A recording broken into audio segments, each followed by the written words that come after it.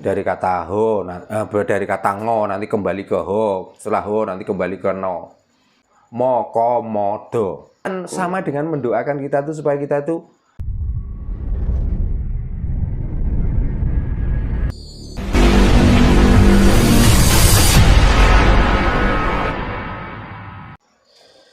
gini. Padahal kita tahu ya Pak, negara Muslim itu kan bukan di Indonesia juga semua Iya. aja gitu. Nah tapi kadang kenapa ya terkait dengan Habib itu justru maraknya tuh di negeri kita, sedangkan pemangku-pemangku jabatan yang berkompeten untuk menertibkan bahkan menangani masalah itu justru malah diam. Sedangkan ketika ada salah satu semacam pesantren gitu atau semacam kawero yang tujuannya itu untuk kebenaran, mensiarkan ajaran yang sebenarnya, justru malah dianggap sesat. Nah, sebenarnya kan yang sesat itu yang mana? Nah, gitu loh. Nah ya makanya itu. Apalagi dia mengaklaim dirinya adalah keturunan Rasulullah. Lah Rasulullah waktu itu dilahirkan di mana? Di Mekah. Ya, dan dia berjuang di Madinah. Mati juga di Madinah. Dengan keyakinannya mereka bahwa seorang sosok yang namanya Muhammad itu adalah orang yang benar dan orang yang membawa berkah di alam ini. Kenapa tuh mereka itu sudah dilahirkan di sana, keturunannya di sana, kok lari di sini? Ini ada apa? Mestinya perlu dipertanyakan. Betul. Berarti kalau begitu, ternyata apa yang disampaikan Rasulullah saat itu, yang namanya surga, yang namanya keindahan, yang namanya bumi suci, dan lain sebagainya. Mungkin ya di negara kita itu, di negara Nusantara ini loh mungkin. Karena lu sudah membicarakan tentang surga, di situ adalah pertamanan yang indah. Di samping pegunungan, di situ mengalirkan air dan pohonnya rindang, bahkan hijau royo-royo, dan sekelilingnya banyak tanam-tanaman yang berbuah yang bermanfaat. Nah kalau membicarakan tentang itu, memang di sana itu nggak ada, berarti kan bukan negara itu yang dibicarakan oleh Rasulullah waktu itu. Berarti kan adanya di sini itu. Lah karena dia menemukan kenyataan ada di sini itu, maka menganggaplah ini surga yang sebenarnya. Maka karena dia menemukan surga yang sebenarnya di sini, lah yang memilikinya inilah yang akan dirusak akalnya. Supaya apa? Karena dia itu saya ibaratkan adalah duto. Duto itu utusan. Betul. Ya utusan negara dari sana. Utusan untuk apa? Ya untuk meracuni bangsa kita ini supaya terlena. Dan kalau bisa, jangan sampai orang-orang sini itu percaya dengan negaranya. Makanya kalau orang sini itu sudah mendapatkan rezeki dari negeri sini, disuruh mengumpulkan, setelah ngumpul, untuk dibawa kemana? Ya dibawa ke sana. Nah untuk apa? Ya otomatis untuk keberlangsungan hidup negara sana.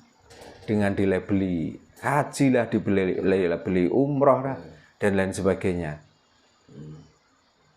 Makanya kita itu agak waras sedikit. Kita yang mempunyai negara yang gemah ripah loh jinawi, karto, toto, turharjo. Itu sebenarnya zaman dulu memang itu kenyataan di sini. Tapi setelah kedatangan agama-agama itulah negara sini itu malah semakin rusak. Malah orang-orang sini sendiri tidak mempercayai negaranya sendiri. Bahkan bahasa saja itu kelihatannya sudah agak malu memakai bahasanya sendiri. Yang paling nonjol. Karena orang sini sudah mulai do klenger, sudah mulai do teracuni. Pakai nama saja itu sudah gak mau, pakai nama negara aslinya Nusantara, apalagi orang-orang Jawa. Sudah gak mau, semuanya diubahlah dengan nama-nama orang dari sana. Kayaknya malu Pak Jarno pakai nama. Nah makanya itu. Terus tujuannya itu apa? Orang dulu memberi nama anak karena orang Jawa itu percaya bahwa asmo kinario jopo, nama itu artinya doa. Maka setiap memberi nama anak itu paling tidak itu diurutkan dengan aksara Jawa 20. Ya. Jadi nggak awuran seperti sekarang. Sekarang kan makanya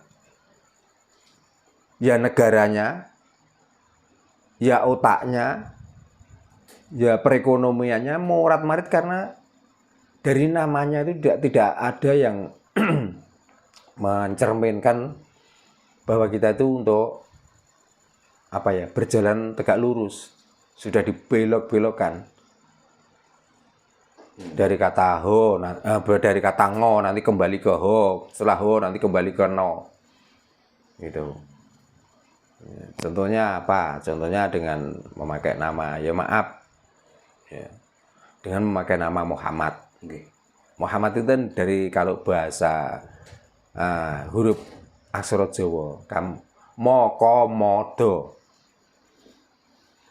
Ini kan berarti diambil dari atas ke bawah, terus naik lagi, terus terjun kembali lagi ke bawah. Nah itu kan sama dengan mendoakan kita tuh supaya kita tuh nggak bisa berjalan lurus atau naik sampai puncak tinggi. Kan dari atas turun, setelah dari turun naik lagi, turun lagi.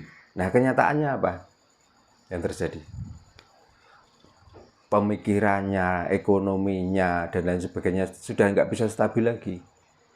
Ya karena memang sudah didogma seperti itu, dan dogma itu menjadi doktrin. Setelah doktrin itu karena memakai aksara-aksara dari Arab, dari huruf-huruf hijaiyah, seolah-olah setiap bahasa aksara hijaiyah itu adalah bahasa yang paling baik, bahasa yang penuh dengan arti, dan lain sebagainya. Sehingga itu diterapkan, makanya nggak sedikit ya, orang sini yang namanya muslimin maling, ya, yang namanya rohim tapi ya, jadi begal, ya, yang namanya macam-macam lah, ya, karena sudah banyak sekali. Lihatlah di TV atau di media-media, orang-orang yang melakukan hal yang buruk, orang-orang yang tertangkap oleh KPK dan lain sebagainya, namanya itu luar biasa menurut mereka yang paham dengan bahasa itu. Jadi tidak ada cerminan dari nama itu sendiri. Makanya akhirnya morat-marit. Nah, nanti kalau sudah morat-marit, sudah nggak menemukan jalan keluar, nanti yang disalahkan ini, yang disalahkan itu. Kadang saya juga berpikir begini Pak, terkait dengan Jawa gitu. Nah, mungkin orang-orang sana, orang-orang pendahulu di sana itu tahu bahwa negara kita, terutama Jawa ini kan bisa dikatakan seperti Pak Dar sampaikan, surga jangan-jangan kan ada di sini kan begitu Pak gitu. Ya, jadi mereka itu merekayasa bagaimana agar orang-orang kita ini patuh dan nurut dengan sana. Mungkin beliau sudah tahu sebenarnya Pak Dar. Kalau saya bukan jangan-jangan, saya sudah yakin bahwa surga itu di sini. Nah, dengan merusak akal orang sini itulah supaya orang sini nggak di surga terus, malah nantinya di neraka secara langsung. Jadi nggak mungkin kalau orang-orang dari luar datang ke sini yang menyiarkan ini dan menyiarkan itu, kalau nggak mengambil keuntungan dari sini, itu sudah nggak mungkin. Itu loh. Karena orang sini zaman dulu, orang-orang Nusantara terutama orang Jawa, nggak ada kok yang tiap hari itu sibuk tentang mencari Tuhan, sibuk tentang menyembah dengan Tuhan. Dengan tenangnya, dengan percayanya, dengan keyakinannya, hidupnya tenang, hidupnya terarah. Bahkan bukan orang yang lagi kesulitan mendekat dengan Tuhan. Orang-orang Jawa terdahulu itu dikala sudah menemukan kebahagiaan yang sangat luar biasa, maka dia malah berserah diri, maka dia malah selalu menyatu dengan alam, menyatu dengan Tuhan.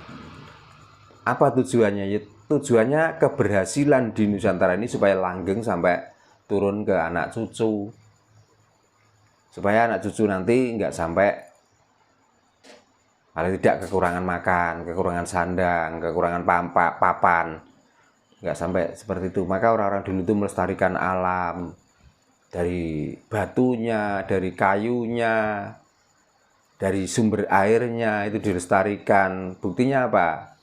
Coba orang-orang dulu Di saat di pegunungan itu ada kayu besar dan di bawahnya mengalir air. Ya, lalu di situ diadakan syukuran yang namanya manganan dan lain sebagainya.